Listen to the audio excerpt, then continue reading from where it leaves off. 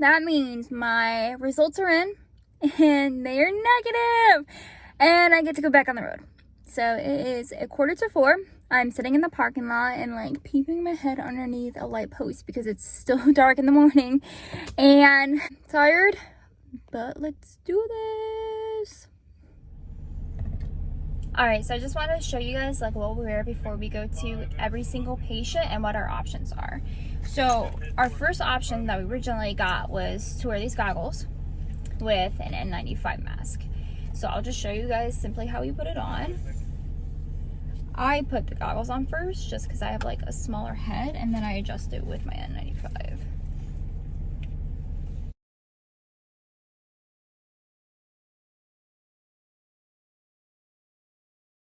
And boom!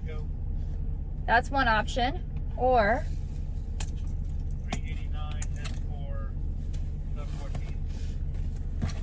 we have this big respirator, and it actually comes with filters that we put here, and they're like a big block, and it has over like 150 hours of breath time, which is pretty cool.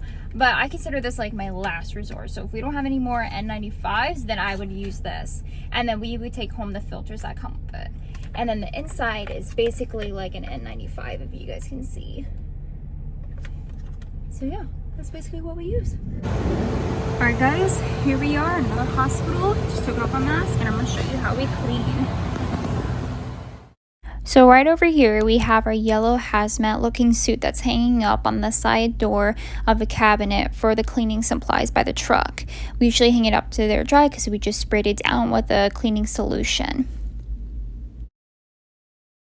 So I just finished spraying down the stretcher with our cleaning solution, and now I'm going to take you on a tour of our cleaning area at the hospital. So we're walking into the decon tent, which is very simple. As you can see, it's only needed if we need extra precautions, and it also keeps it isolated from any of our other surroundings. And we're just going to keep on walking, so it's just extended, as you can tell. It's very easy to prop up as well, and then it extends all the way down to the hospital wall. Now we're going to be walking into our cleaning supply tent. Down here we have our hydrogen peroxide bottles that we would need if we need to refill the pumps. And then we have our biohazard garbages. And then outside here is our actual pumps. So we'll take the hydrogen peroxide bottles, mix it with water to dilute it, and then use the pump to spray everything else. The truck, the suits, and even the stretchers. And then here inside the ALS truck, we have all the cabinets, which are taped up, as you can tell. And then I even have, the walls are cleared. The MRX is actually covered with a sheet of plastic so it doesn't ruin it when we clean it. And then even the bags back there, if you can tell, are wrapped up. And then all the way in the back, you can see our suction is wrapped up with clear plastic. And the wall between the cab and the inside is cleared up and wrapped. Alright guys, so this is what I look like after a 12-hour shift. Hair is up, face is puffy and tired from all the mask, and I have a headache from my hair being up all day. Oh god, so much better. It was a long day. It was really exhausting. The morning started off really slow, and then it picked up, and then it went back slow, and it was so exhausted. I mean, we had a couple possible COVID patients, and then we had a sepsis alert, and then we had a stroke alert, and all these damn alerts, and it's just so tiring. You know, as an EMT, like, my job is to, you know, help assist my medic and then drive to the hospital and from, and make sure everyone gets there safe and good. And sometimes that's even more stressful. And then even though, like, when I take a possible COVID, or if I do take a tested positive COVID patient, I don't gown up. My medic and fire and an extra would gown up, and then I would be in the front because we want to keep the cab sterile and, you know, like, COVID free. So I would step back, and it's so hard for me because I love being like up in the action with the patients, interactive, patient contact and all, and it's hard. So all day I just been, you know, helping assist my med. and let's see what tomorrow brings. Day dos. So let's get started. I am super tired. Guys, it's not even 4:30 yet. Like, this isn't normal.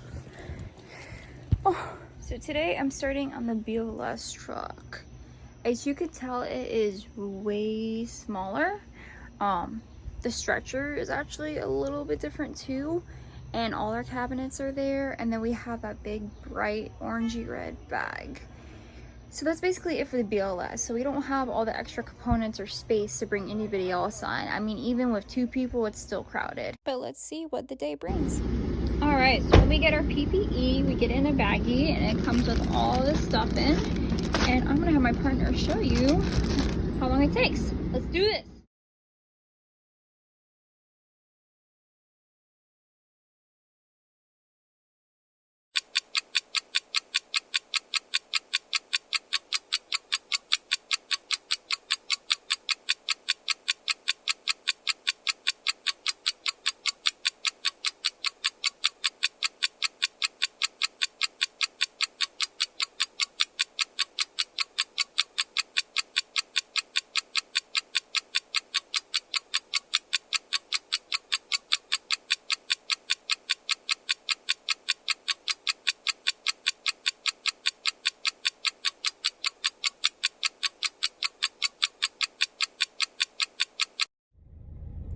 Hey guys, so overall day 2 wasn't too bad.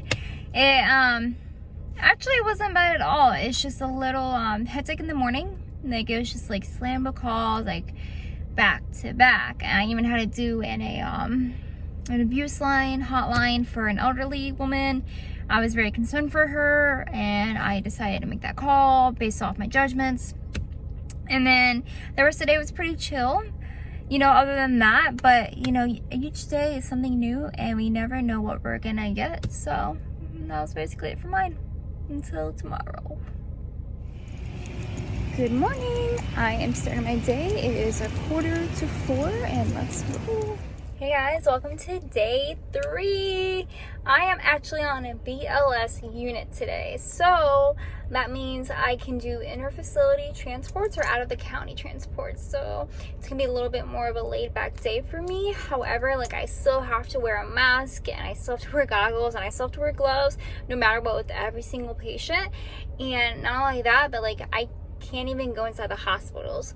So if I have a patient on like the 5th floor, I have to wait for them to bring it down to me. So it's a new structure of how we have to do inter-facility transports. However, it's been a little bit easier, but it's also been still stressful. So I will still update you guys for the rest of the day. As of right now, we'll see how it goes.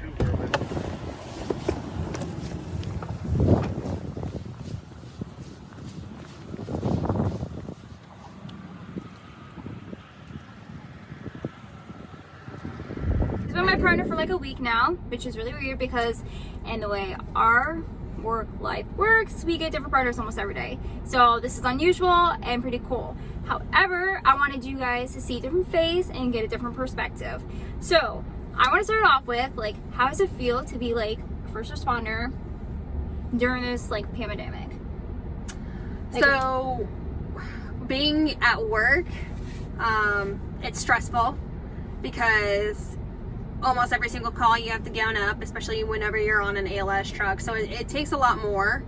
It's a lot more stress on you because then you're pretty much exposing yourself to something that could possibly kill you. And if you are exposed, then it takes you out of work for 14 days, no pay. You have to get tested, and it's a lot of stress. It's a lot more stress than what people think. But for work-wise, that's that. For home life, it's great because you get to stay home and do what you want to do. Like, you don't, like, it's a lot less stressful at home right now.